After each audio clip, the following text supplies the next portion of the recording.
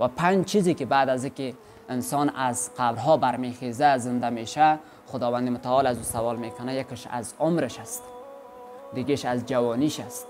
این هم شعبه های عمر انسان است که مراحل زندگی انسان، یکی پیری از جوانی از طفولیت است. از این نحوه گذران عمرش خداوند متعال پرسان میکنه و اینجاست که اهمیت زندگی، اهمیت درست زندگی کردن بر ما دانسته می شود. و مهمتر از همه چیزی که در زندگی باید ما بدانیم، برنامه ریزی درست در زندگی است که نحوه زندگی، شیوه زندگی ما را تعیین میکنه. اگر برنامه خوبی داشته باشیم، برنامه درست داشته باشیم و روی برنامه های خود در زندگی تلاش بکنیم، میتونیم زندگی بهتری را رقم بزنیم.